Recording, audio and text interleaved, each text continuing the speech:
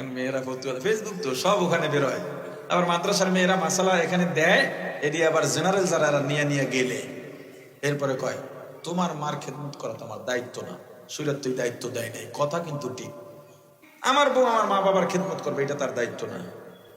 আমি যদি নির্দেশ দিই আমার মায়ের কাপড়টা ধুইয়া দাও, এটা তার দায়িত্ব না, কিন্তু আমি যে নির্দেশ দিছি এটা পালন করা উচিত।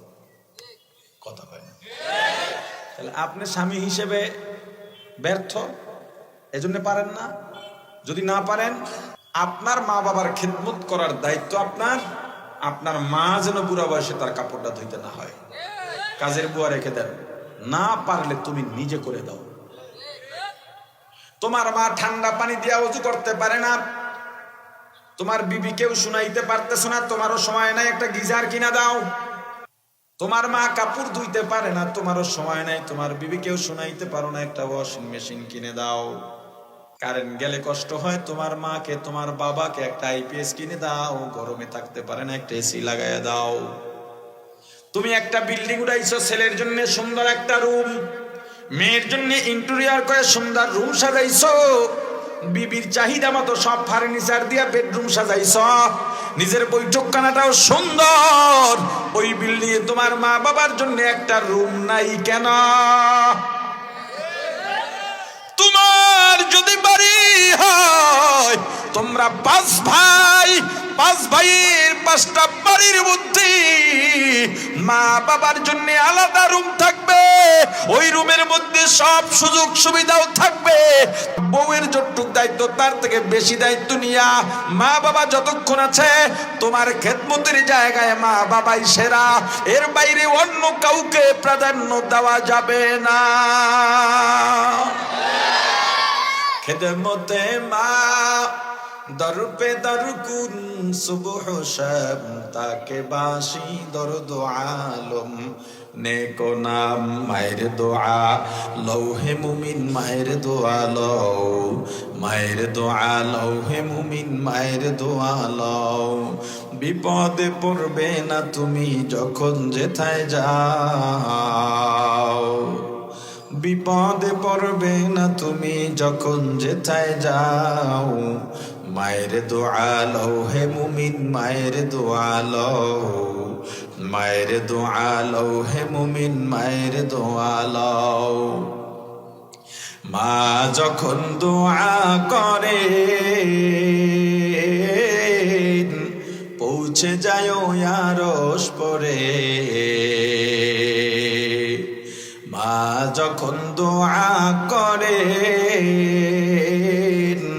পৌঁছে যায় আরশ পরে,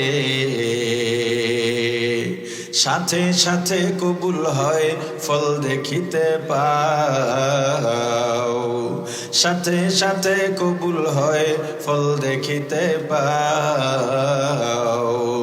মায়ের দোয়া লও হে মুমিন, মায়ের দোয়া লও, মায়ের দোয়া লও হে মুমিন, মায়ের দোয়া লও। প্রাণীর ভাই আমার, তুমি স্বামী বিবিকে তুমি নির্দেশ দেবা, এ বিবি নামাজ পড়া লাগবে, রোজা বাদ দেওয়া যাবে না বিশেষ কারণ ছাড়া, এ বিবি পরপুরুষের সামনে যাইতে পারবা না, এ বিবি মিথ্যা বলা চলবে না, আমার সম্পদের তসরুপ করতে পারবা না, আমার অনুমতির বাইরে কোনো কাজ চলবে না রে বিবি, ঘরের মধ্যে টিভি চলবে না, আমার নির্দেশ মানা লাগবে। হে বিবি তুমি আমার নির্দেশ যদি না মানো, তোমার বিছানা আলাদা, আমার বিছানা আলাদা। এরপরেও যদি বিবি না মানে, তোমার পাতিলাও আলাদা, আমার পাতিলাও আলাদা। স্বামীর বিছানা আলাদা হওয়াকে যেই স্ত্রী ভয় পায় না, ওর মতো দুর্ভাগা স্ত্রী দুনিয়ায় দ্বিতীয়টা হইতে পারে না। স্বামী যদি বিবির সঙ্গে রাগ করে আলাদা বিছানায় চলে যায়, আর স্ত্রী যদি স্বামীর এই রাগ না ভাঙায়, সারা রাত গজবের ফেরেশতারা বদদোয়া দিতে থাকে। পর্দালের মা বোনেরা, একটা কথা মনে রাখবা, তুমি স্বামীর ঘরটা গুছায় রাখো, এই সংসারে তোমার অবদানের কোনো শেষ নাই। নিজের মা বাবা ভাই বোন, নিজের পরিচিতিজন, নিজের পরিচিত পরিবেশ ছেড়ে অপরিচিত এক পুরুষের হাত ধরে চলে আইলাম।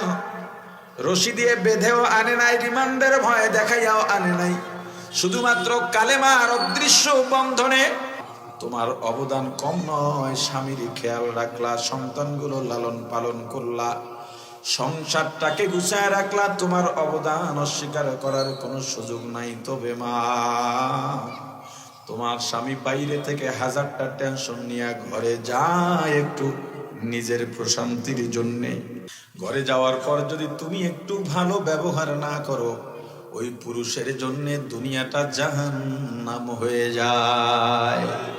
প্রাণের ভাই আমার, তোমার বিবি যদি এরপরেও সংশোধন না হয়, তুমি তাকে তালাক দিয়া বিদায় করে দাও।